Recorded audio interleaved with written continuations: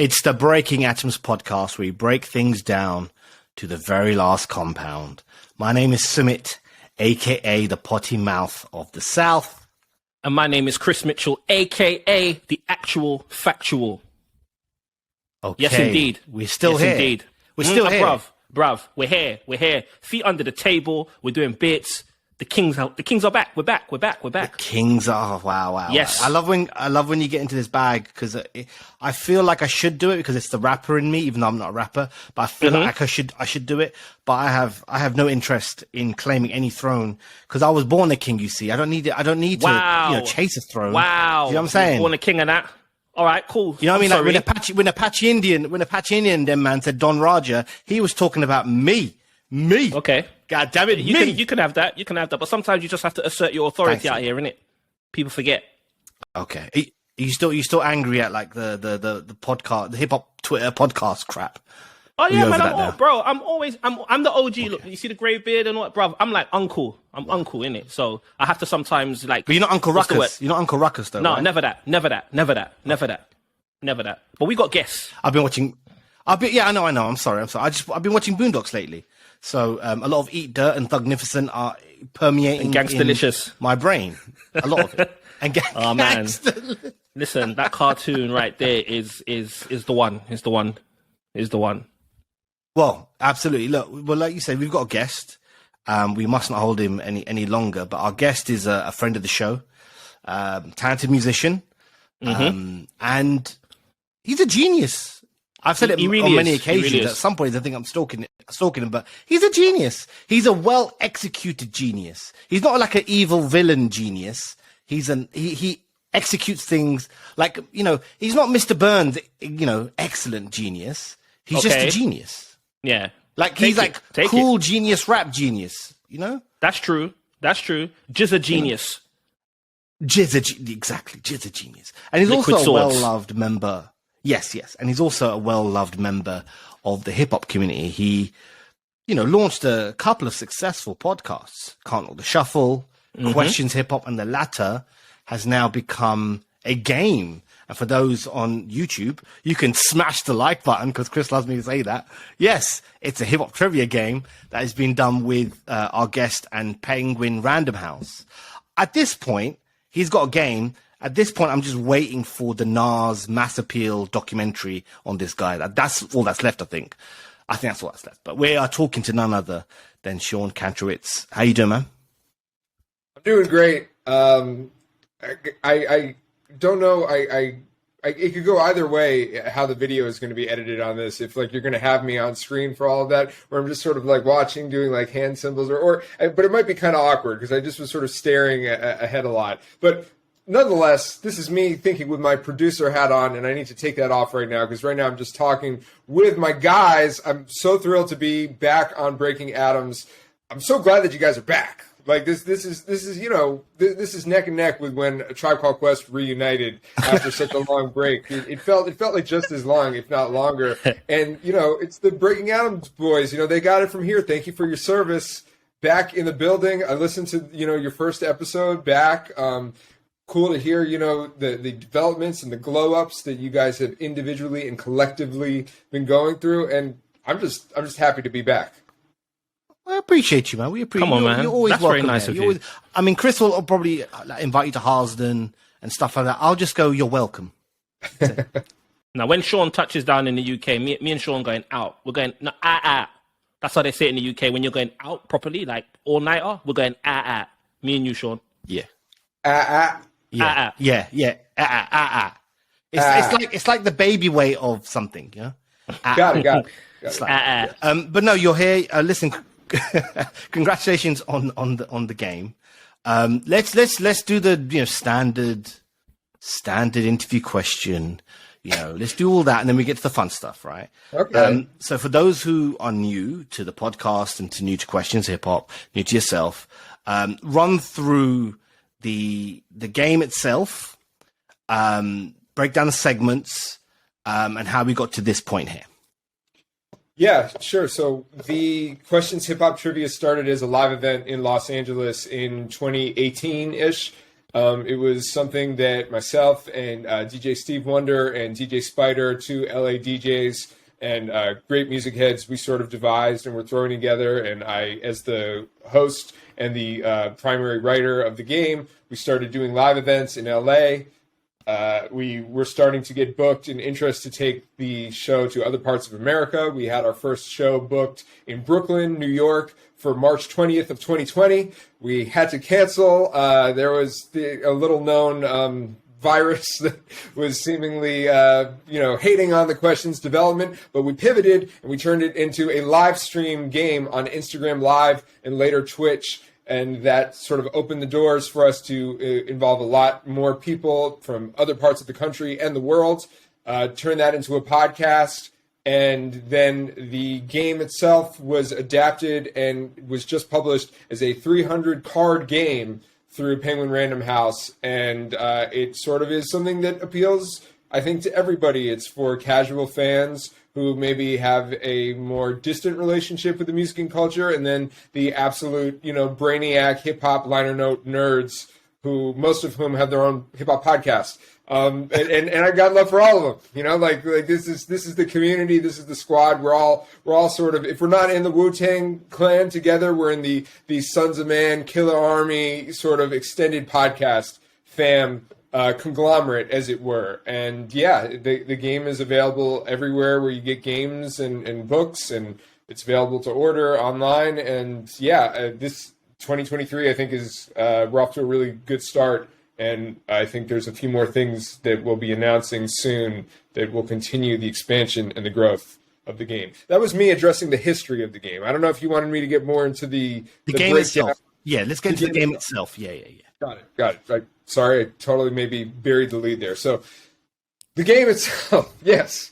Man, do we have a game itself here. 8 categories, sort of dealing with all sorts of different aspects of the music and culture of hip-hop. We've got rounds and categories about the samples, the lyrics, the collaborations, the business moves, and, sort of cultural milestones, the ways in which hip-hop and its artists and practitioners have indoctrinated themselves into pop culture and Hollywood.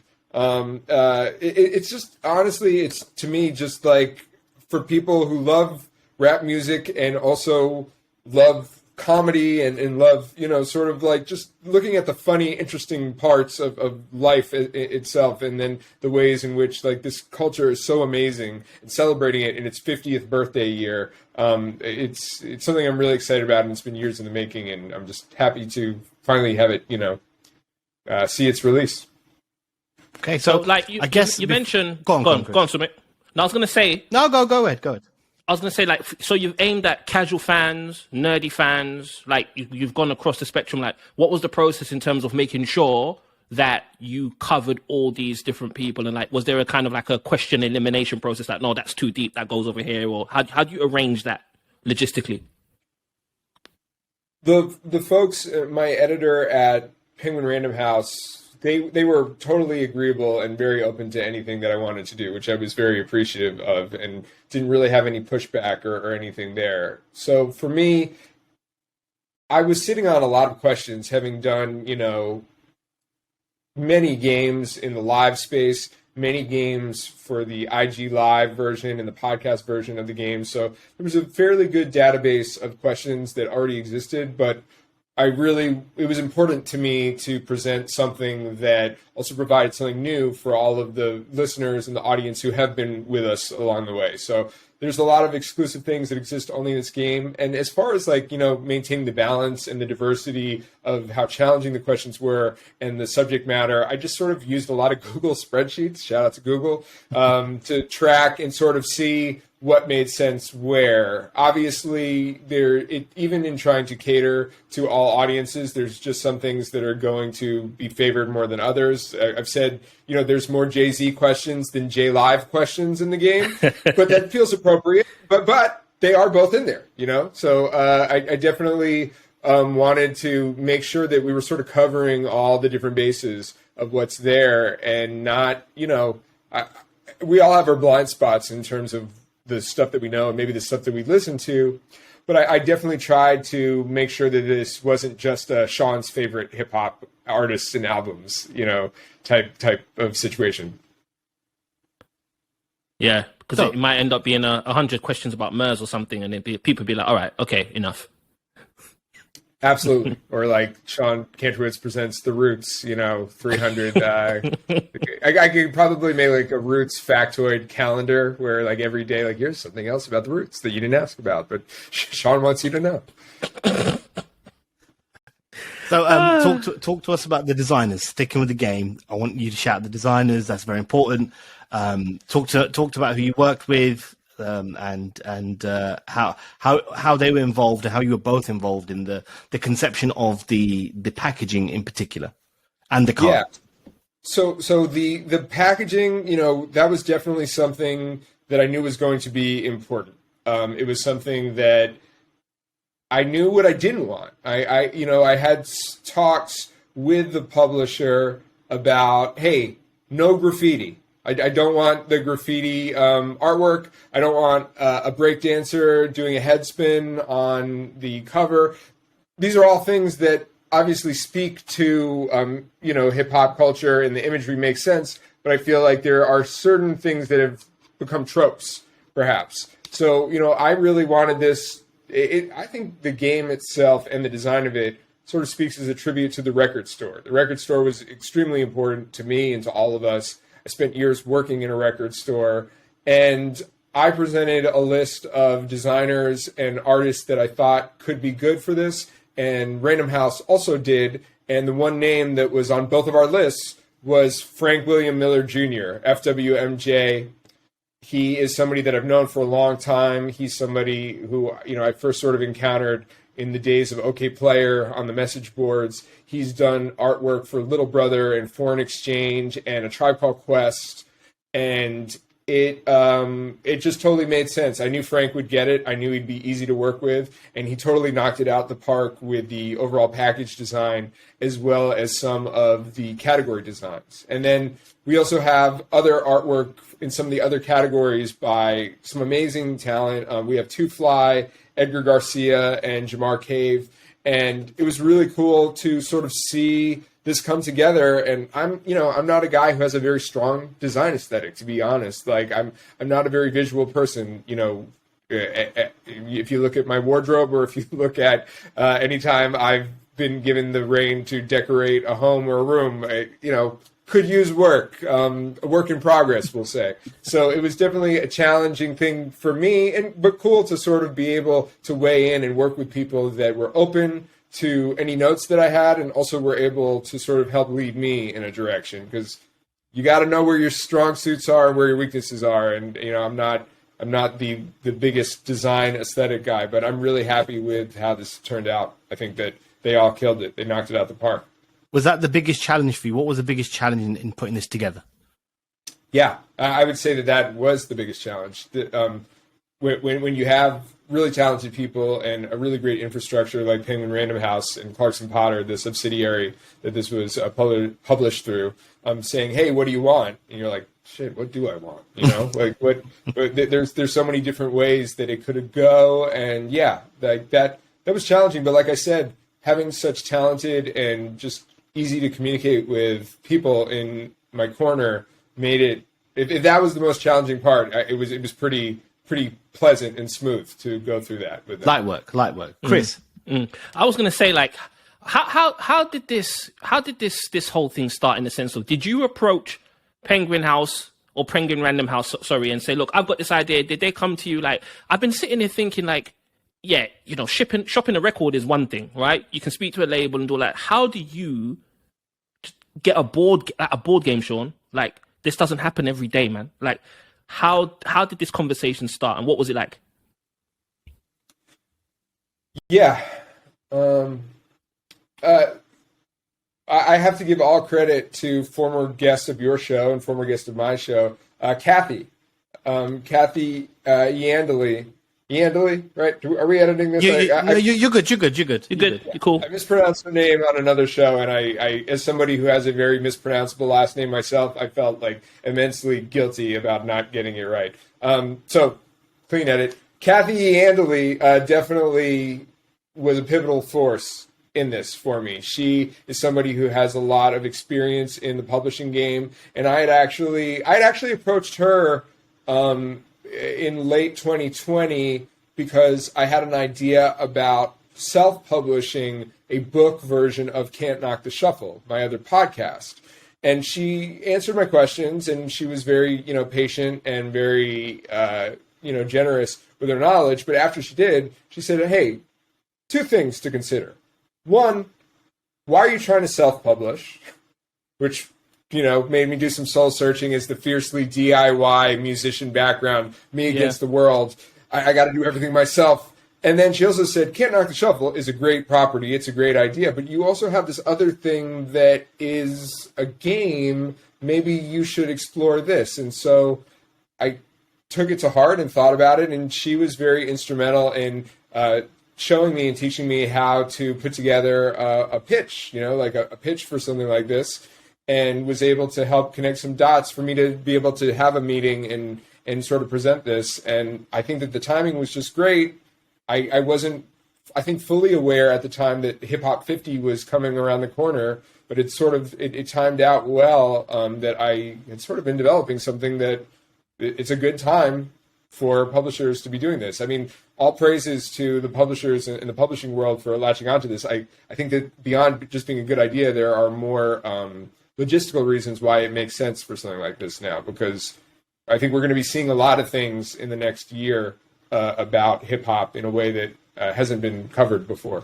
Yeah, you're right. I bought a can opener about a year ago, Sean. Do you know what it said on the can opener? Can I kick it? What? Well, that's interesting because the original pitch for this thing was going to be a series of can openers, and they said, we need to maybe broaden it a little bit. Like maybe a trivia game doesn't work so well as a can opener, and that was probably one of the most tensest moments that we had in terms of discussion, but I ultimately deferred to them, and I think this works better as a card game than a can opener. It just made me think. I'm like, I bought a can opener with a Tribe Called Quest reference on it. I'm like, okay, hip hop in the home is going to become a thing. Like a can opener, it's just, why is a Tribe Called Quest on this can opener? And it made me think you're going to see a lot more of this. And I just think it's really cool how you've made hip hop a part of the home family experience outside of just listening to music or watching documentaries. It's just something everyone can get into, and I think that's really dope. Yeah, I mean, I think that the reason why you have a Tribe Called Quest can openers and other things like that is that we have reached this point where hip-hop is so ingrained into our lives, and a lot of the people that are in the boardroom now and making decisions about things and are parts of these big corporate brands, they were listening to a Tribe Called Quest at formative, years in their life. It's funny because I've had conversations with my dad, who, by the way, is coming to the UK this summer. So I'm not going to be there, but maybe you guys can go with my dad. We got yeah. Clip that out. That's coming in. That's coming in. No, I mean, like as a highlight, like that needs to be the clip that, sure. Promotes this episode. But he'll often say things to me like, "Oh well," he'll be talking, pie in the sky things because he just is very excited and very supportive. He'll be like, "Oh well, like the audience for like Good Morning America, like probably not a lot of them are into hip hop." And I have to say, like, hey, Dad, hip hop is turning 50 this year. 50 years old. So while he might be a little out of the age demographic, it's really like 50 and younger, or honestly like 60 and younger, that could potentially be super fans of this because it's been around so long. And I think for all of us, myself included, I sometimes still think of this genre and this culture as being more niche. And it's really not at this point. It is pop culture. Hip hop is like one. We have the Roots on the Tonight Show. We have all of these rappers who've become mainstream actors and hosts on television and brands and it's just such an exciting time. And I'm really excited as a fan to see all of these things. Like you mentioned, the mass appeal documentaries that are coming out. It's amazing. We're going to see more movies about that, more along the lines of like the Straight Outta Compton movies and things like that. It's such an exciting time to feel like this music that was so niche is now not, to the point that like Black Star on Saturday Night Live performing a Mad Lib produced song that isn't even a single. Like, what are we talking about here? It's such a crazy time. Yeah, there definitely is. I just want to remind people that, like Chris said, this is about bringing people into the home, so you can play with your recommended here 4 or more players or one-on-ones. You're going to be causing a lot of. I mean, it's for the home, but I'm pretty sure this is going to be like Monopoly. You're going to be causing a lot of, home records. Have you insured yourself against things like that? Because I'm pretty sure people are going to be killing themselves over this. Not literally, obviously, figuratively. Right. No, we don't want any of that. Yeah, look, there's going to be high divorce rates. There's going to be turmoil. It's going to be, it's like, well, all things considered, it's going to be a generally more of a terrible time for humanity, but it's going to be a great time just for hip hop nerds and for trivia fans. So I think I still view it as a net positive. But yeah, there's going to be some brawls. There's going to be some throwdowns. There's going to be a lot of, you'll just have to stick around and see. But this is a pivotal point in the multiverse, I would say. This is what I mean. This is where that fork in the road. In the Mass Appeal documentary for you, this is where this is. It's where it's basically what happens next. But I think we should start playing some games. I'm totally down for that. Should we play some Rap Life? This is one of the segments within the game. I'm learning this on the fly, by the way. I have no idea what's in the box because I haven't opened mine yet. I've opened my box, but I have not studied the answers. So it's because I grew up with nothing, you see. So when I get anything that's new, I need to keep it because I don't know how long I have it. It's my trauma response. Okay. I just want to remind you, this guy just launched a book, a game. It's not about you right now. Yeah, it's true. It's true. I'm sorry, Sean. I'm sorry. No, we can definitely put that in the expansion pack. Well, my trauma response. There's going to be a trauma. Trauma responses, the whole category. We're all dealing with trauma here. So yeah, are we strictly going through Rap Life, or we can maybe do? We could do a few. Let's do a few. Let's start with Rap Life, and then we work our way through. Okay, so I already know the answers to all these, so I think I'm going to present them to you, and we'll see how you guys do. So Rap Life is our category that's basically about the lives and the backgrounds of rappers. So here's your first question, gentlemen. Prior to becoming a professional recording artist, Ludacris worked as what? Was he a chef, a studio intern, a radio DJ? Bing, bing, bing, bing, bing, bing, bing, bing, bing. Oh. Yes, Sumit. It was C, radio DJ. Radio DJ is absolutely correct. So hold on. Like you do the bing bing sound. Like I was just nodding my head when you said. So that's how we're doing it. We're doing the bing bing sound, yeah. I mean, I bing, you bong. We can be bing bong. We can rizzer it out. It's entirely up to you. Calm down. Yeah, we didn't really establish the rules. Sorry. I'm sorry. No, it's cool. It's cool. You can have that. Can the next answer be Jason Derulo? I'm trying to think. There is another mispronounced surname, but that's cool. How's it pronounced? It's Derulo, bro. Jason Derulo. Yeah. But he in his songs is Jason Derulo. Is that what he said? I don't know his songs. I'll go with what you're saying. He's got great songs, man. I was going to correct you, but I didn't know if this was like a cultural, like British, American. Oh thing. Yeah, roots rap thing. I was like, yeah, you know what? Let me just like hold my tongue, and I'll let his man's kind of hop in if he needs to be correct and check him. Yeah, it's Derulo. Get it right. All right. So yeah, we've established that we haven't really firmed out how people are answering on this, but that's fine. I invite the chaos. Yeah, I'll do the RZA thing. I'll do the bong. I'm going to hop into a different category now. Another category that we have is Link and Build. And so the Link and Builds category is all about the collaborations. Collaborations are such an important part of hip-hop. So my next question number 2. Which of these rappers kicks things off on Marley Marl's classic Juice Crew posse cut, The Symphony? Is it A, Big Daddy Kane, B, Craig G, C, Cool G Rap, or D, Master Ace? Bong. Oh, I forgot to say it. But I was pointing. You could see Come on. Video. Go on. Nah, it's all good, man. D, Master Ace. Yeah. absolutely correct. Master Ace, former guest on the questions, as well as legendary rapper in Juice Crew. Well, that wasn't Jason. It wasn't Jason. No, it wasn't Jason, bro. I can't pronounce his name. Derulo. It wasn't Jason Derulo. No, Jason Derulo. You can hear what Sumit's been listening to. We're gonna hop now over to the Check the Rhyme category. Yes, Check the Rhyme is a category that's all about the lyrics that makes such a pivotal point in hip hop. So, in the song "Regulate," Warren G describes getting robbed on the street. Which of these personal items does he mention getting taken from him? Was it A, his pager, B, his Rolex? Bong, bong, C, bong, bong, bong. was it his Rolex? Chris. Yeah, he said he took my rings, they took my Rolex. Yeah, right. You're Rolex. correct. They did Oh, take his damn Rolex. it. Okay, I see. Lyrics, he's actual factual. That, it's, I need like a golf handicap thing. I love that song though, but like he made an anthem out of being robbed. Like, do you know how crazy that is? In this with Nate culture, Dogg as well? Bro, to make a classic about getting robbed, being a victim, come on, man. Yeah, it's a vulnerability that we didn't see a lot of prior to and haven't really seen much of since. Very true.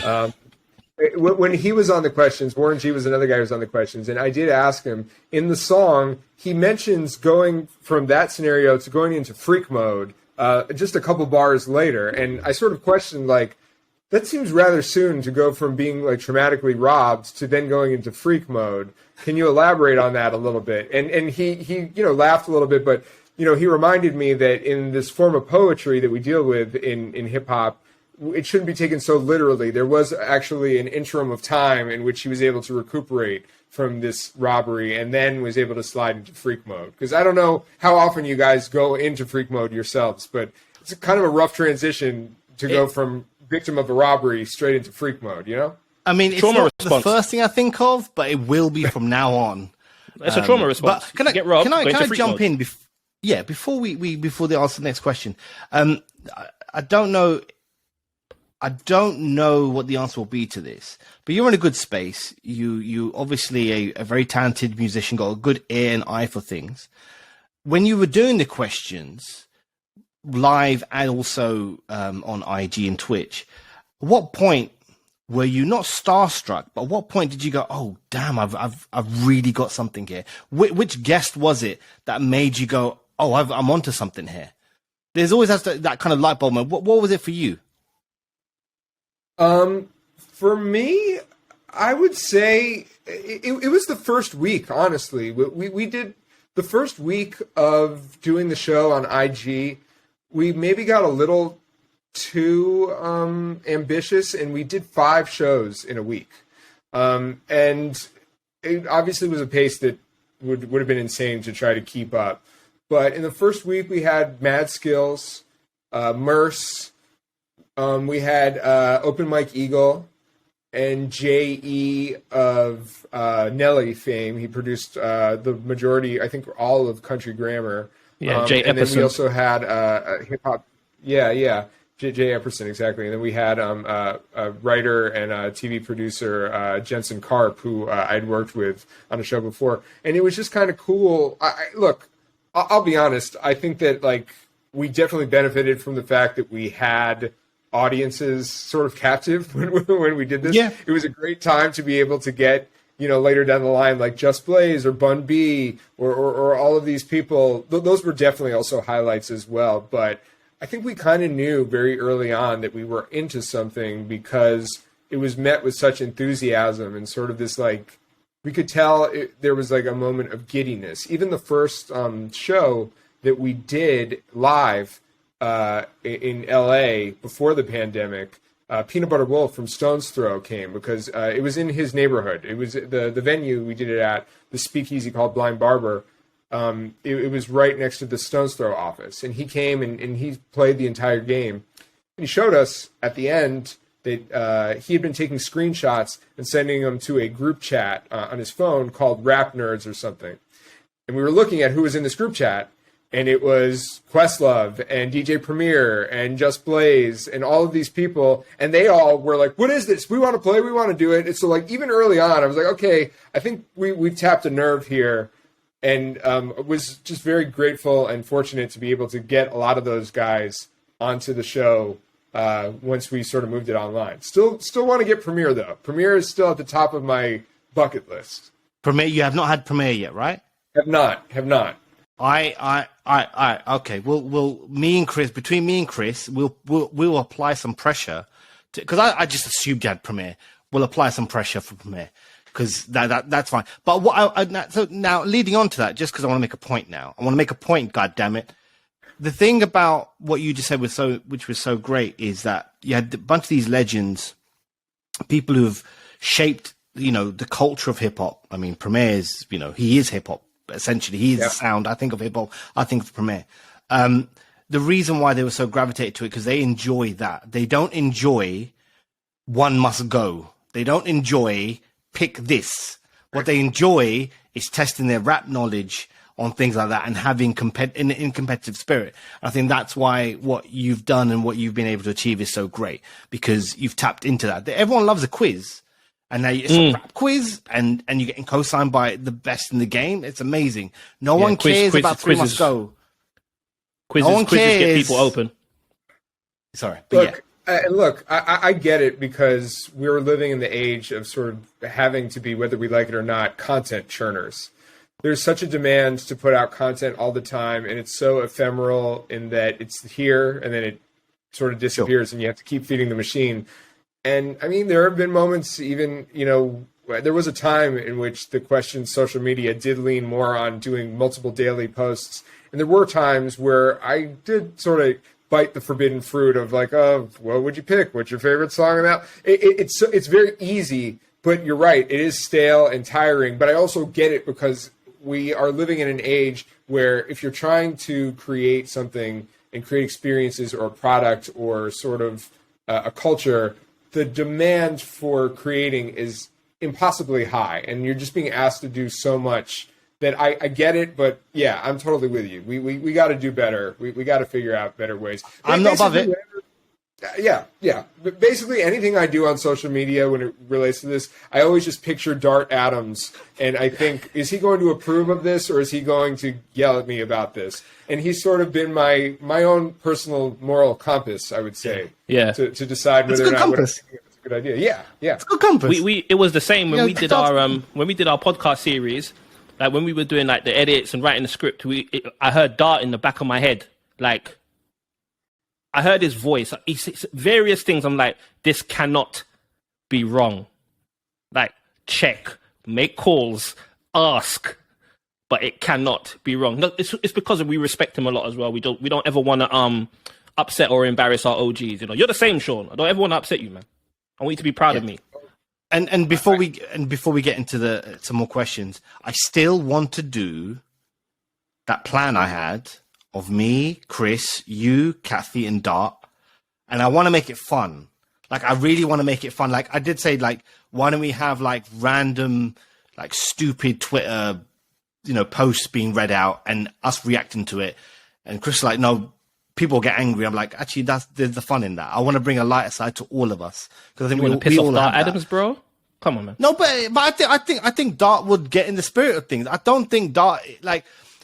me personally, and I don't know him very well, I think what people perceive Dart from his posts or tweets, or what people have this perception of him, I don't think he's always like that. I think he cares, he's passionate, and you need people like that to make sure that we're getting things right? So in the same way you both have gone, is a moral compass here, that's a good role that he is playing, because he was there. Right, he was outside, but I don't think Dart is like. Yeah, I don't think Dart's like that 24/7. I think he might want to have a laugh, and I want to bring that lighter side to him. That might be ambitious of me. You do it. You do it. Yeah? You do it. You do it. Dart is great. Dart is awesome. Yeah, and look, yes, sign me up for that idea. I'm super down. When we all did the thing with Nate from Dad Bod, when we did that Patreon thing, look, all of these things are just excuses for me to talk about the stuff that I always want to talk about. Do you know how hard it is for me, and I'm sure for you, how many hours a day we have to navigate our lives not obsessively talking about things that no one else cares about as it relates to liner notes and hip hop? It's painful for me. It's painful. It's painful. It's like, yeah.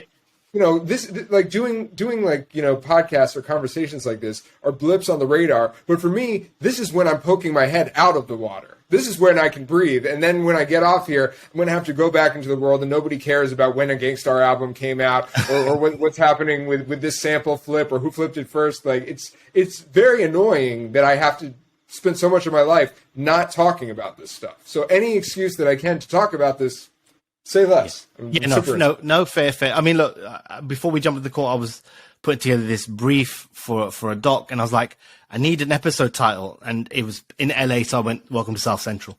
That's Welcome to South Central is the episode series for episode 2. That's the title for it. It permeates throughout us all. When we care about the culture, we don't have to know everything, by the way.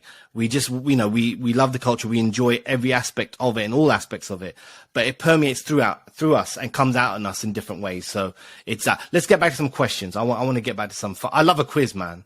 Like, I love a quiz. All right. So we're going to go into our digging in the crates round. This is all about samples and producers. Oh, Chris is going to have this one. That's fine. No, I'm not good with this stuff. Go ahead. Speaking of our friend DJ Premier, here's a question about DJ Premier. DJ Premier has produced on albums by all of these non-hip-hop acts, except for this one. So I'm going to name you 4 different artists, and you have to tell me which non-hip-hop act he has not worked with. So is it Limp Bizkit, Christina Aguilera, Maroon 5, or BTS? BTS. Bong, bong, bong.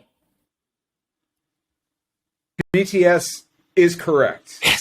He obviously has done the Method Man and Fred Durst.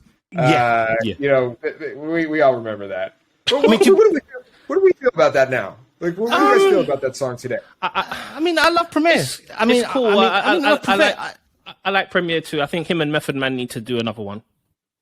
Yeah. This is DJ Quick and Jay-Z again. DJ Quick and Jay-Z need to do another one. Yeah, Justify My Thug. Do another one. Fair. Look, we talked about this on one of my Making Illmatic episodes where that we do on the questions, and we did a Black Album one.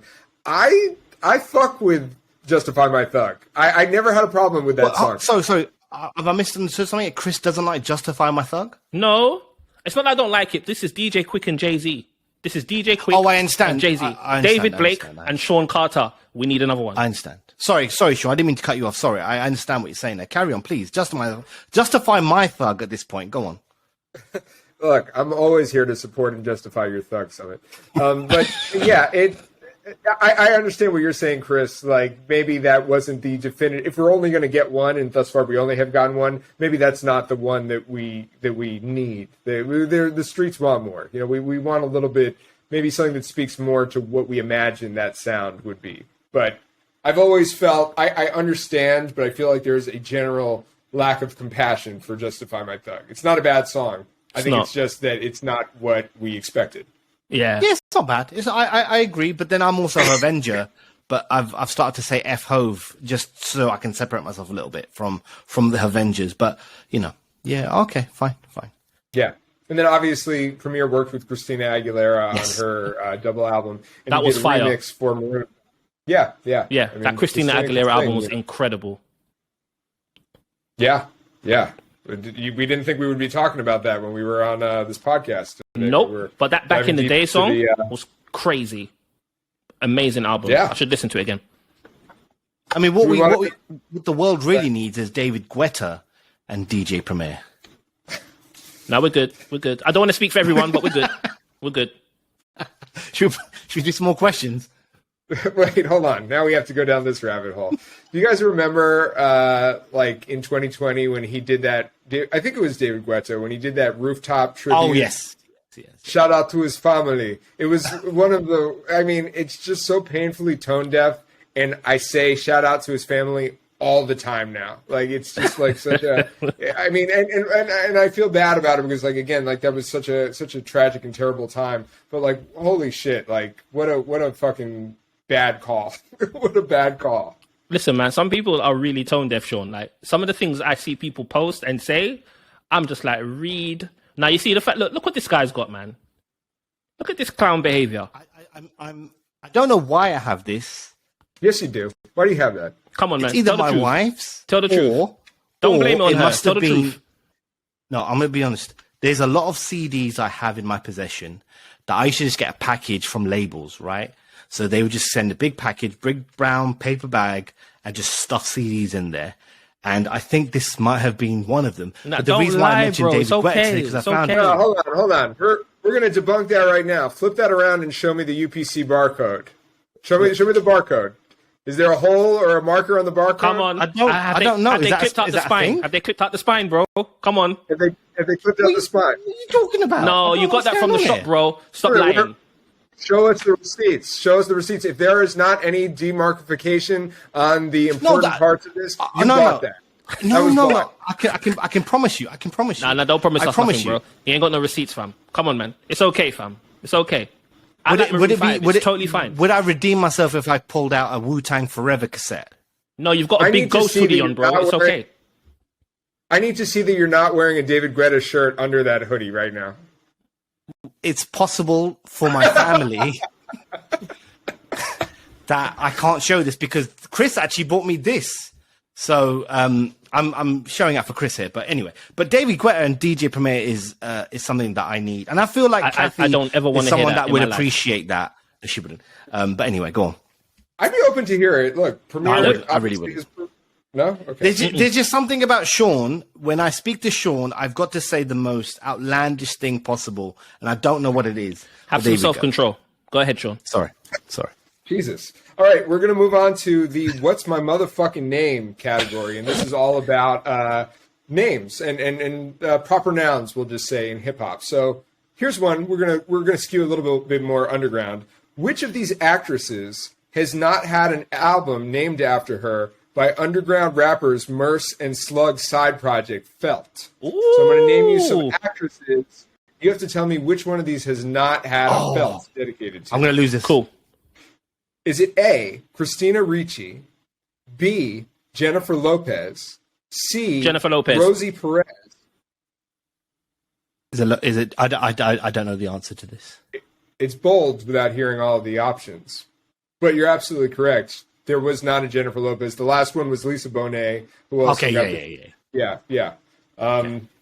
I mean, look, there's something for everybody here. I'm really trying to go. There will undoubtedly be people who will buy this and have not heard a Felt record, let alone maybe they don't. Right. They're not super familiar with a Merce or a Slug. But my hope is not only to educate people who maybe have heard of but don't know a lot, but maybe they'll also go. I mean, there's so much access now to everything that really you could create a playlist just out of all the artists that are mentioned here, and you might be a huge Felt fan and you don't even know it. So that was another thing that was important to me in curating the content of this game.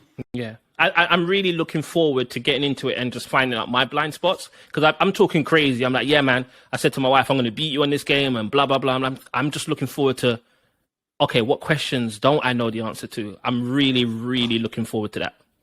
Chris, can I ask you this question? Because I just pulled one out of the hat, the proverbial hat, and I didn't know the answer to this, but maybe you would. And it speaks to what Sean is talking about. This bassist played on Young MC's Grammy-winning 1989 single "Bust a Move." A. Ron Carter, Bootsy Collins, Flea, or Victor Wooten? I have no idea, bro. But I'm going to just pick Bootsy Collins. But no idea. It's Flea. It's Flea. But now what I want to do is go Google that. Yeah. I need to know who this brother is. Why you just got one name, bro? Like Flea. Right. It's like footballers. You know, footballers with one name. Ronaldo.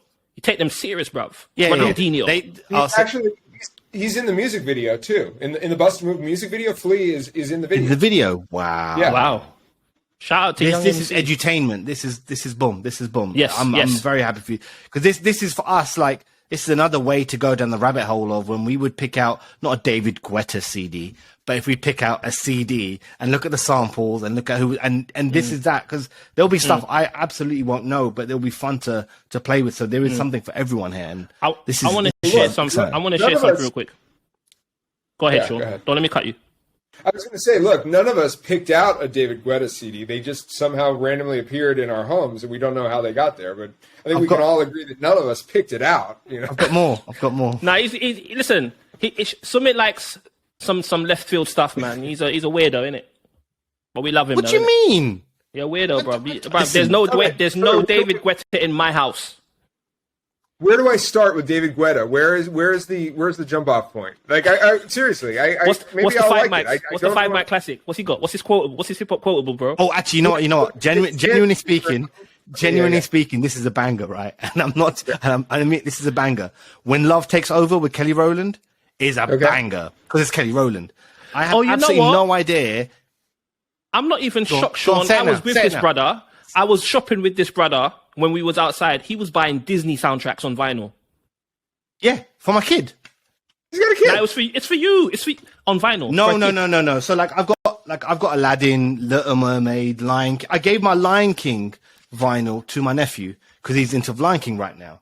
So I said, look, I'll buy you a vinyl and I'll teach you how to play it. But I will buy like all kinds of things. Like I will buy Bollywood soundtracks right through to, you know, stuff I like, which is like roots reggae and stuff like that. I will buy that. But this isn't mine. It's yours, bro. I'm not here to shame anybody's music taste. I have a lot of things that... No, there's no shame. All I want is accountability. I want you to have the David Guetta, and I want you to be like, yo, this is my David Guetta CD, and this is what I'm into. But no, there's no shame, Chris. Come on. I want to share something with Sean real quick. Before I forget, Sean, thank you so much. Like, for real, for having us on the questions. And I have never shared this with anybody, but I want to say homeless when I did the questions. I had to leave my house. So we had some problems at the house. And I was living in a hotel out of a suitcase, right? Life was upside down, but I had to make it my priority. I have to be on the questions. I was walking down the street with my suitcase in my hand. I came and did the questions and I went back to the hotel after. I've never shared that, but that's how much being on the questions meant to me. So I want to say thank you because I know you don't reach out to everybody as well. Wow. I mean, thank you. That's incredible. I had no idea. And I'll have to go back and review, you know, like I feel like your performance should be graded on a curve if you were dealing with all of that in your real life. I think you did pretty well too. So that's 14 out of 15. We smashed it, man. Me and Sumit. We did. Come on, man. Hawk and Animal. Come on. Now, listen. I've got to say, you know, as we round up the episode, being on the questions was definitely a highlight. Like that was a well needed boost that I don't think a Lucozade could have given me. Wow, right? That was a B12 shot, and that was fun. And that was exciting, and it goes back to what we were talking about, what I was saying earlier about how passionate we are about it, and that's our vehicle for it. That's you know, you get to a point where you just want to talk about rap music, or you know, you reflect. We're at that age where we're reflecting on rap music from an early stage, what people are saying, the outlandish, wildest thing that someone was said when we were growing up, to how we consume music now. And we're doing that whole gamut. And I think being on the questions was wonderful, mate. It was brilliant. I think it's the best decision we ever made. Especially when we're talking about, you know, outreach. You know, I love The Vault. I love those guys. They do a great job. But being on questions was like, yeah, this is competition time. This is fun. I felt official. I felt official still. Yeah, it did. I mean, the feeling is completely mutual. I'm so proud and happy to know you guys. I'm such a big fan of all the things that you guys do collectively, separately, in the podcast world, outside of it. I feel like we are cut from the same cloth, and it's really an honor to have been on your show now twice. And I look forward to many more. And as soon as you want to launch this party hotline concept of a podcast with Dart and Kathy, and that's what I'm saying. Like, so I guess the idea is like we are, you know, we have a thing called Deirdre here, right? Oh, so, wow, you went back to that, bro. This is like, dear Deirdre, I've got problems in my life. And, you know, my son doesn't get along with his mother-in-law, and I've got this problem, that problem. And I feel like amongst us, we could have a really, really fun kind of Dear Deirdre concept, or agony aunt uncle concept, where people can vent their frustrations, or we can pick out stuff from the internet and we can dissect it, laugh on it, get pissed off about it, and just have jokes. And I feel me personally, I feel the best people to do that, you know, outside of me and Chris here, because we would be facilitating it, would be Dart, Kathy, and yourself, because there's a range of personality, perspectives, and knowledge that you all have, right? I feel like all of you guys could be rappers, except for me, because I can't rap. I'm brown. I can't rap. But, you know, I think you guys could do it. No, I like saying stupid stuff like that, so don't ignore me. But so I feel like this is, have you guys heard of like Dear Abby? I think that's like the American version of probably similar. Like people, and this is, you know, if the listeners and viewers witnessing this, maybe you're witnessing us formulate this now.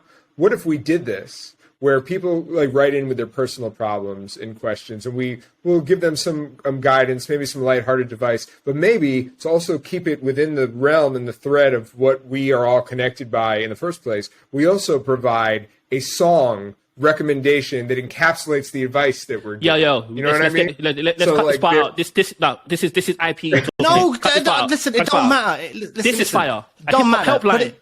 That's fire. Yeah, that's it's like in my head. Obviously, it comes from 9100 Hustler, right? It comes from that, and we expand it in that way. Let's talk about it. I don't care if someone steals. Let them. They can't do it as good as us. I will be so wild on this hotline, bro. Like, people call me for some advice. You know, I'm not going to be one of those people. Oh, I really understand. I'm sorry to hear that happen. I'll be like, fix up. Yeah. Go and tell that woman every song recommendation you give is going to be every song recommendation you give is going to be an MLP song. Dude, some guy will call in. He'll be like, listen, man, this girl left me. What am I going to do? I say, go home, do some push-ups, and listen to Downtown Swinger, and don't call me back. Listen to the OGC or something, innit? Bruv, right, go and listen to Hurricane Starang. Go and listen to Hurricane Starang and fix up. You know, that's me. Because, like, I'm going to be honest with you, Sean. I'm bored. Yeah. I don't like breaking atoms. I hate this interview right now. No. This is great. I'm talking to you. It's fine. I don't like breaking atoms. I don't like the whole thing. I'm bored. Let's do some fun shit. Let's do something fun, exciting, liberating. I'm just saying synonyms at the point. This is a man. I think breaking atoms is fun and all of those good synonyms. Don't listen to him. We can do more. Yes. The man has a wife and a child, and he said he's bored. And he has a wife and a child. And he's bored. No, I'm bored of the podcast, not bored in life. Put that David Guetta down. Yeah, man. Look, put it down, man. Yeah. Well, I'm to you, man. Sorry. I'm sorry. Is this going totally off the rails? It's fine. This is fine. It's fine. This is gone. I'm sorry to the listeners and to the viewers. Don't forget to smash that like button, because Chris hates that. Keep all of this though, please. Like I don't want version of this. Like, they need to experience all of this.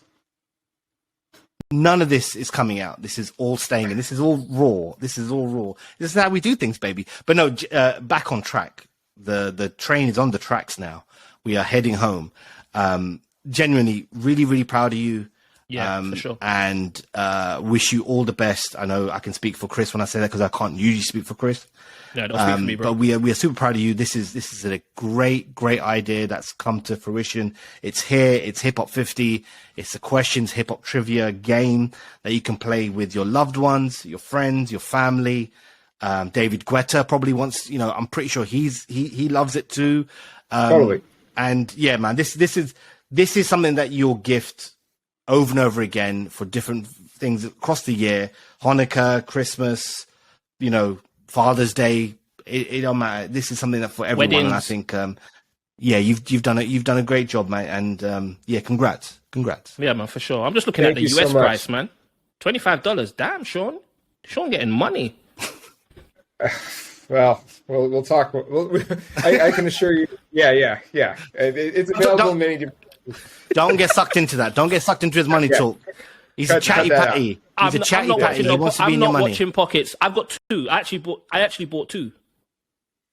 I saw. I really appreciate that. Thank you. I bought two. And, for everybody listening or watching, you can go to questionshiphop.com to order yours. It's available all the places that you get things. I believe that the physical distribution is probably going to start a little slower. I've had a couple people say that they couldn't find it in some like Barnes & Nobles, but I do know that it is available to order online. So, call the store before you go, unless you just want to be surprised by what you find. But yeah, do your Googles.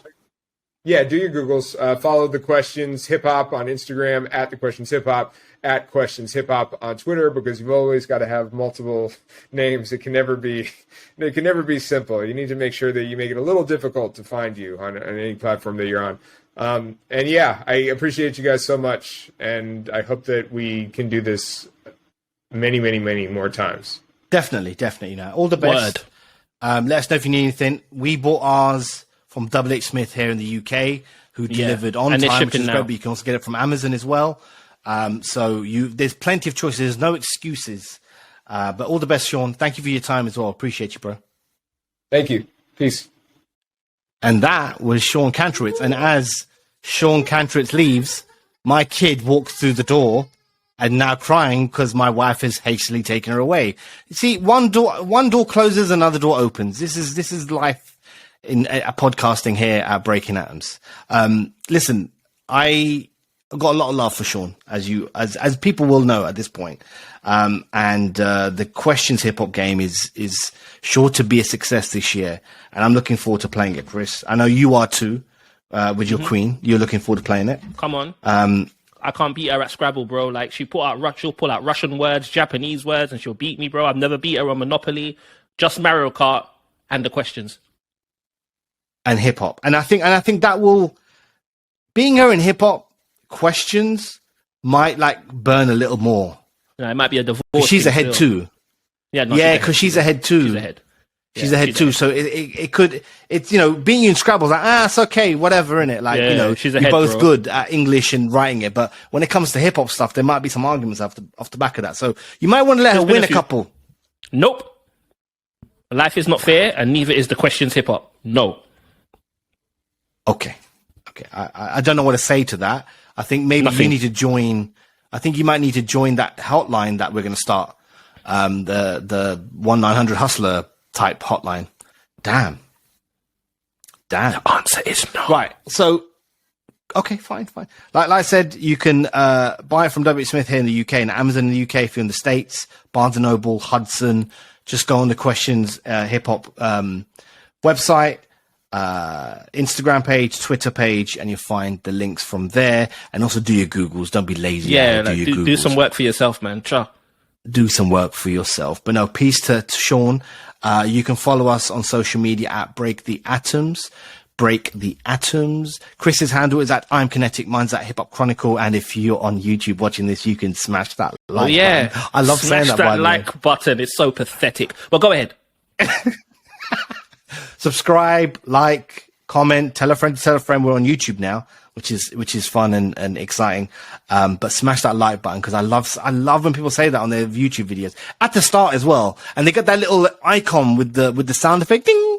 That's golden. That's sound design at its finest for me. Smash that like button. I'm really, really sorry. I've gone off the rails in this. I haven't had dinner. I'm sorry about this. But we'll be back next week with another episode. Until then, peace. Peace.